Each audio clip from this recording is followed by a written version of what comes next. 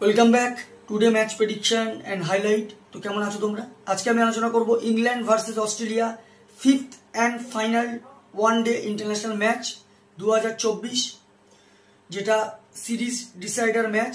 কারণ সিরিজ 2-2 হয়ে আছে।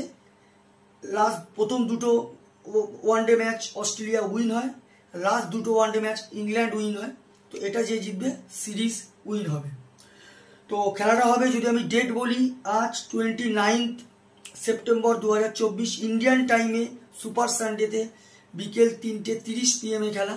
আর যদি আমি ইংল্যান্ডের লোকাল টাইম দেখি, ইউকে লোকাল টাইমে এটা সকাল 11টা AM খেলা। খেলা হবে ব্রিস্টল, যেটা কাউন্টি গ্রাউন্ড ব্রিস্টলে খেলা। তো প্রথমে দেখবো ওয়েদার কন্ডিশন নিয়ে। ওয়েদার যদি দেখি, রেন আছে ব্রিস্টলে, কিন্তু ম্যাচে স্টার্টিং ম্যাচে রেন নেই। কারণ 11টা ইংল্যান্ডের টাইমে যে 11টা থেকে খেলা, প্রায় 1টা পর্যন্ত, হয়তো ফার্স্ট ইনিংস পর্যন্ত হয়ে যেতে পারে। সেকেন্ড ইনিংসে হাফ টাইম থেকে যেখানে ইন্টারভেল হয়, সেখান থেকেই হয়তো রেন আসতে পারে। সেখান থেকে চান্স আছে 40-50, প্রায় 60% চান্স আছে রেন হওয়ার। সেকেন্ড ইনিংসে রেন প্রবলেম ক্রিয়েট করতে পারে, তার জন্য কম ওভারেও খেলা হতে পারে, খেলা অ্যাবান্ডনেট হয়ে যেতে পারে।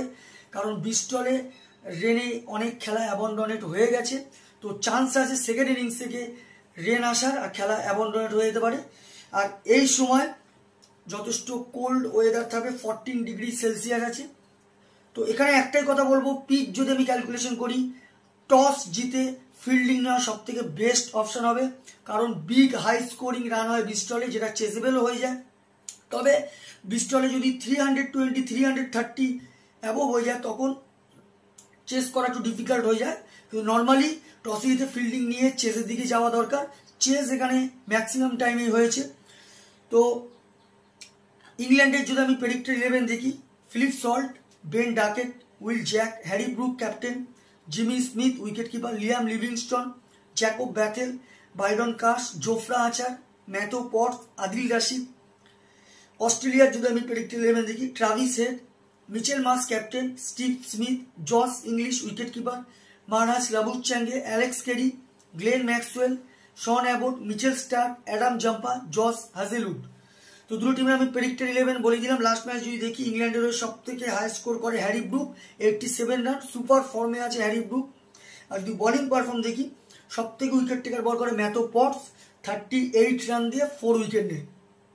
অস্ট্রেলিয়ার যদি লাস্ট ম্যাচ দেখি, সব থেকে হাই স্কোর করে ট্রাভিস হেড, 34 রান। আর যদি বোলিং পারফর্ম দেখি, সব থেকে উইকেট টেকার বল করে অ্যাডাম জাম্পা, 66 রান দেয়, হাইয়েস্ট উইকেট টেকার, 2 উইকেট নেয়।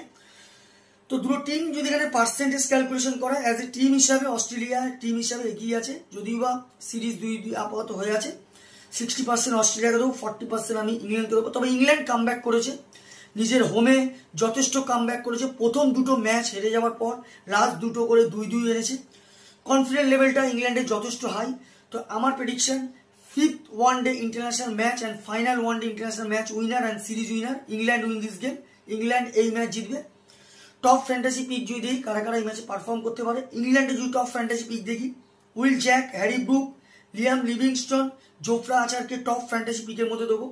অস্ট্রেলিয়ার যদি টপ ফ্যান্টাসি পিক দেখি, Travis Head, Marnus Labuschagne, Steve Smith, Sean অ্যাবটকে টপ ফ্যান্টাসি পিকের মধ্যে দেবো। রান যদি আমি এখানে ক্যালকুলেশন করি, ইংল্যান্ড যদি এখানে ফার্স্ট ব্যাট করে, তা আমার ক্যালকুলেশন ইংল্যান্ড এখানে 320 থেকে 330-40 করে দিতে পারে, যেটা প্রায় 40 কি 50 রানে ইংল্যান্ড এই ম্যাচ উইন হবে।